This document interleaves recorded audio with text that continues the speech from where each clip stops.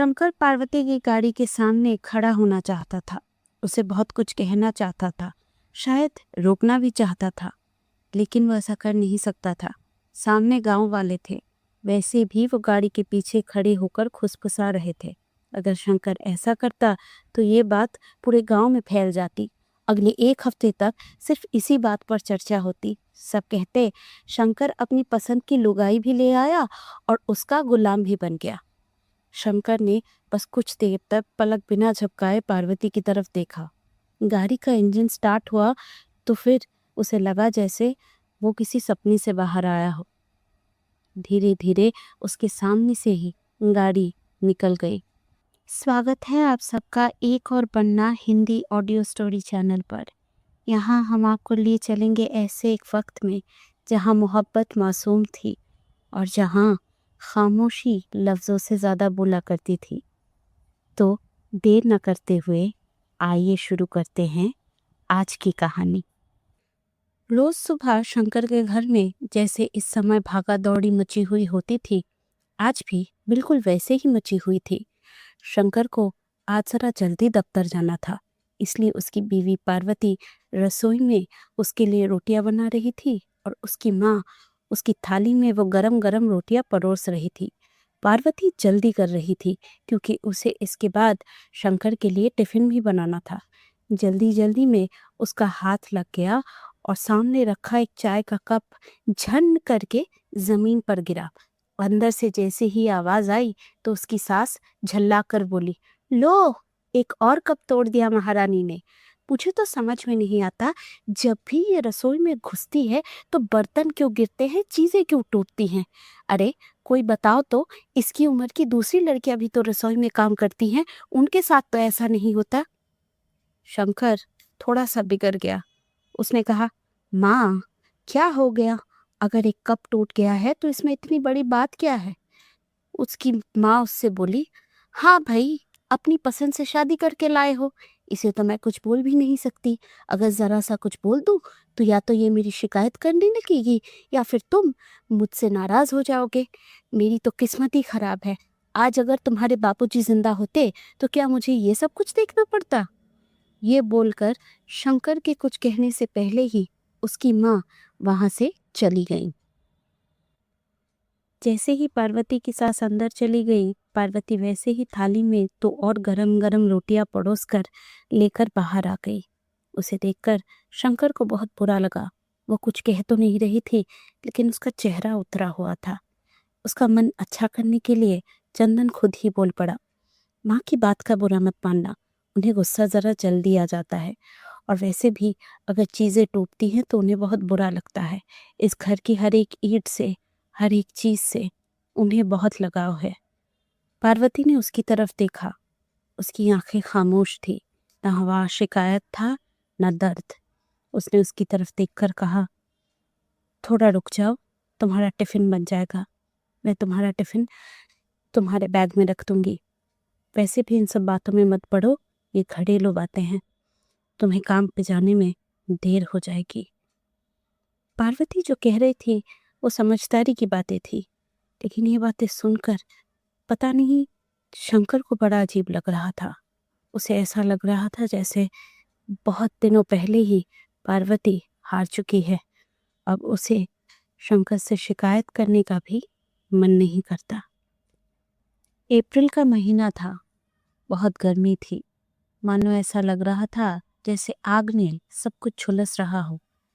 घर के सारे काम खत्म करने के बाद पार्वती अपने कमरे में लेटी हुई थी। उसने खिड़की के पर्दे तान दिए थे और चारों तरफ अंधेरा कर लिया था। वो चुपचाप लेटी हुई अपनी जिंदगी के बारे में सोच रही थी। उसने शंकर से जब प्यार किया था, उसे तभी पता था कि उनका रिश्ता ये समाज इतनी आसानी से नहीं मानेगा। पार्वती बड़े घर से आई थी और शंकर उसी के पिता के पास काम किया करता था। पहले दोनों मिले, दोनों में मुलाकातें फिर बढ़ने लगी। पहले दोस्ती हुई, फिर प्यार।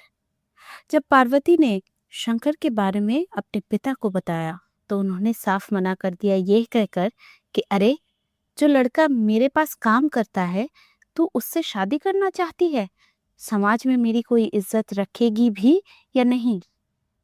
पार्वती तभी सोच चुकी थी, उसे चुनना पड़ेगा, या तो अपने पिता या शंकर के बीच में। ऐसा नहीं है उसने कोशिश नहीं की, उसने बहुत कोशिश की कि अपने पिता का सम्मान रख ले, शंकर को भूल जाए, लेकिन ऐसा वो कर नहीं पाई। आखिरकार एक दिन उन दोनों ने भागकर शादी कर ली। उस शाम को मंदिर में शादी करने के बाद पार्वती ने शंकर का हाथ पकड़ा, ट्रेन में चढ़ी और यहाँ आ गई। उसे अपने पिताजी के मिजाज का अच्छी तरह से पता था। उसे पता था वो उसकी शक्ल भी कभी नहीं देखेंगे जब उन्हें सच का पता चलेगा।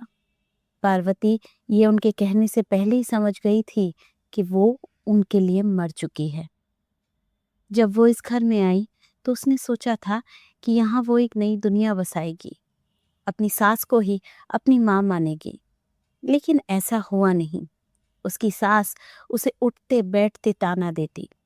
उन दोनों ने भागकर शादी की थी और यहाँ शंकर के गांव में समाज छोटा था, इसीलिए उनके रिश्ते को लेकर आए दिन बातें होती थी। ये बातें उसकी सास को भी सुननी पड़ती, इसलिए उनके दिल में पार्वती के लिए हमेशा एक कड़वापन था। जब भी उन्हें मौका मिलता वो उठते बैठते पार्वती को कुछ ना कुछ सुनाए दिया करती थी। पिछले 1.5 सालों से पार्वती ये बातें चुपचाप सुन रही थी। उसे पता था उसकी सास को बुरा लगा था। उसे उम्मीद थी अगर वो अपनी सास की बातें चुपचाप सुन लेगी तो शायद उनका कड़वापन थोड़ा सा कम हो जाएगा। लेकिन आज उसे ये बात समझ में आ गई। उसकी सास ने तो जैसे ठान ली है कि वो कभी भी पार्वती को नहीं अपनाएंगी। उसने कभी शंकर से इस बारे में सीधे तौर पर बात नहीं की। उसे पता था शंकर अपनी माँ का बहुत सम्मान करता है। वो कभी भी पार्वती के लिए उनके सामने खड़ा नहीं हो सकता है डटकर। और वैसे भी पार्वती भी नहीं चाहती थी कि उसकी वजह से शंकर और उसकी माँ के बीच के संबंध खराब हो। इसीलिए पार्वती ने एक फैसला किया। उसने सोचा उसे कुछ ना कुछ करना पड़ेगा। उसे कुछ दिनों के लिए शंकर से दूरी बनानी पड़ेगी। यहाँ से कहीं जाना पड़ेगा। यहाँ पर जहाँ पर कभी उसने अपना घर बनाने का सोचा था, ये लोग जिनको उसने अपनाने की कसम खाई थी, अब इन्हीं लोगों से उसे अजीब सी चिढ़ होने लगी है। शंकर आज सारा दिन ऑफिस में परेशान रहा। उसे आज सारा दिन पार्वती का चेहरा परेशान करता रहा। उसे लगता था कि वक्त के साथ साथ पार्वती और उसकी माँ के बीच रिश्ता ठीक हो जाएगा, लेकिन अब उसे समझ में आ रहा है अगर रिश्ता ठीक करना है तो उसे ही कुछ करना पड़ेगा। जब वो ऑफिस से लौट रहा था तभी उसने सोच लिया था आज घर जाकर वो माँ और पार्वती को लेकर बैठेगा। दोनों के बीच बातचीत होगी तो समझ में आएगा कि आखिर समस्या है क्या। ऐसे रोज रोज तो नहीं चल सकता। शंकर जब घर की तरफ जा रहा था तभी उसके मोहल्ले की दुकान के मुरारी काका ने उसे आवाज दी, अरे शंकर, जरा सुनते हुए तो जाना, मुझे तुमसे कुछ बात करनी है। शंकर को घर जाने की जल्दी थी, लेकिन उसे ये भी पता था मुरारी काका बिना किसी वजह किसी को आवाज नहीं देते। वो मुरारी काका के पास गया। उन्होंने कहा, शंकर, तुम्हारे घर में कोई परेशानी है क्या? शंकर हैरान हो गया। मुरारी काका को चेहरा पढ़ना आता है या नहीं वो यही सब कुछ सोच रहा था। फिर भी उसने सब कुछ सामान्य करने के लिए कहा, क्यों, आप ये क्यों पूछ रहे हैं मुझसे? उन्होंने कहा, अरे आज शाम के वक्त यही 5 साढ़े 5 बजे होगा, तुम्हारी बीवी आई थी मेरी दुकान पे। उसने पीसीओ से किसी को कॉल किया, बहुत देर तक बातें की। मुझे लगा कोई बात होगी। क्या है, जब से वो शादी करके आई है मैंने कभी उसे किसी से बात करते नहीं देखा। यहाँ तक कि उसके मायके में भी कभी उसने कॉल नहीं किया।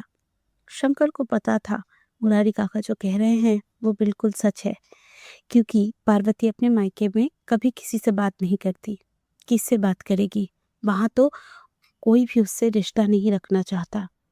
शंकर जब घर पहुंचा तो ये देखकर उसे सबसे पहले बहुत बड़ा झटका लगा कि आज पार्वती आंगन में बैठकर उसका इंतजार नहीं कर रही थी।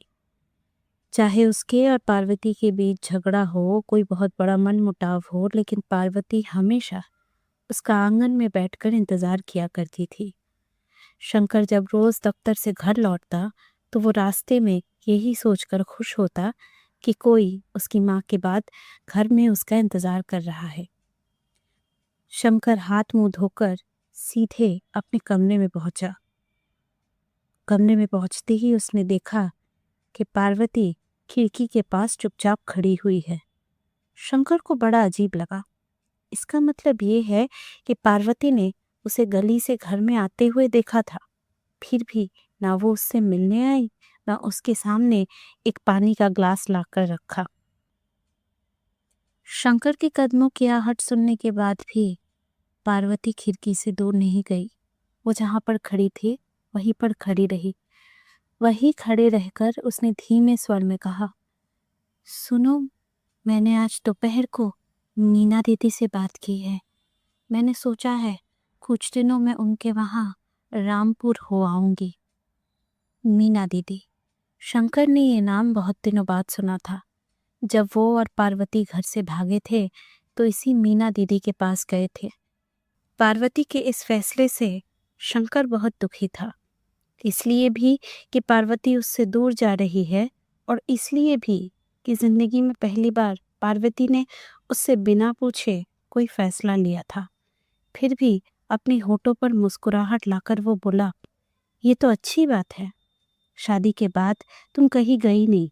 कुछ दिनों के लिए अगर तुम कहीं जाना चाहती हो तो अच्छी बात है।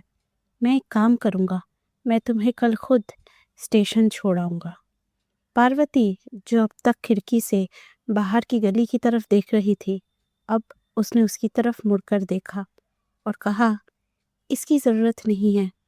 मैंने आज ही दीदी से बात कर ली है। उन्होंने कहा है कि वो मुझे खुद लेने कल आ जाएंगी। अपनी गाड़ी में आएंगी। मैं और वो एक साथ उनकी गाड़ी में बैठकर निकल जाएंगे सुबह सुबह। ये बात सुनकर शंकर बहुत हैरान हुआ। पार्वती ने कैसे जाना है ये फैसला भी कर लिया और उससे पूछने की जरूरत तक नहीं समझी। शंकर के कदमों की आहट सुनने के बाद भी पार्वती खिड़की से दूर नहीं गई। वो जहां पर खड़ी थी वहीं पर खड़ी रही। वहीं खड़े रहकर उसने धीमे स्वर में कहा, सुनो, मैंने आज दोपहर को मीना दीदी से बात की है।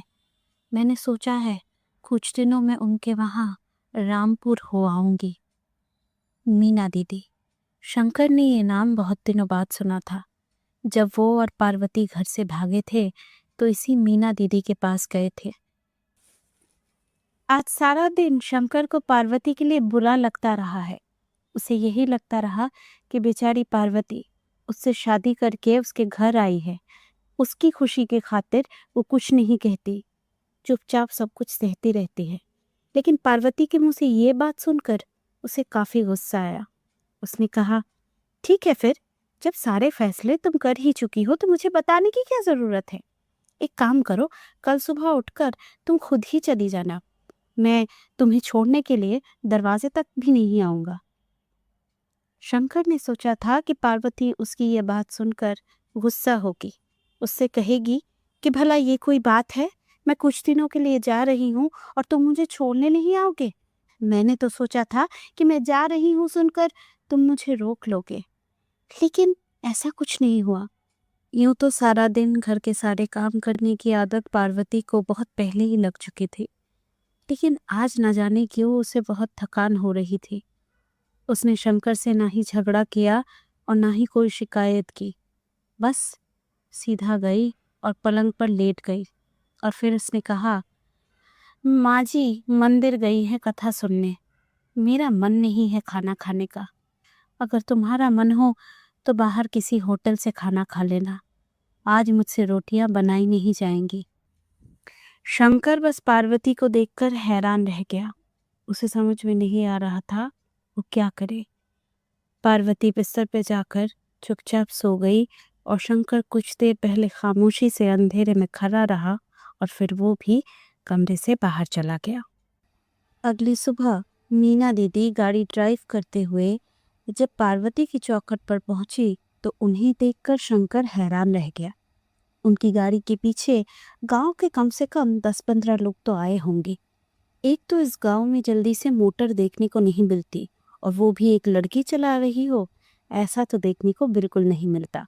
मीना दीदी ने जैसे ही देखा कि चौखट पर पार्वती और शंकर खड़े हुए हैं, उन्होंने हाथ हिलाया और कहा, और बताओ शंकर, कैसे हो?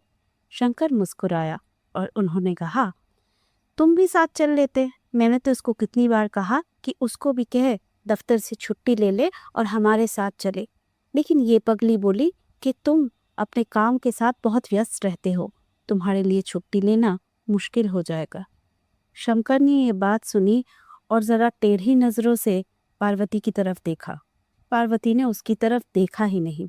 वो धीरे धीरे सीढ़ियों से उतरी और गाड़ी के सामने जाकर खड़ी हो गई। मीना दीदी ने उसके लिए गाड़ी का दरवाज़ा खोला। पार्वती गाड़ी में बैठी और फिर उसने शंकर की तरफ देखकर कहा, मैंने तुम्हारा सारा सामान ठीक से रख दिया है, फिर भी अगर कुछ ढूंढ ना पाओ तो दीदी के घर फ़ोन कर लेना, उनके वहाँ लैंडलाइन है। शंकर पार्वती की गाड़ी के सामने खड़ा होना चाहता था। उसे बहुत कुछ कहना चाहता था, शायद रोकना भी चाहता था, लेकिन वह ऐसा कर नहीं सकता था।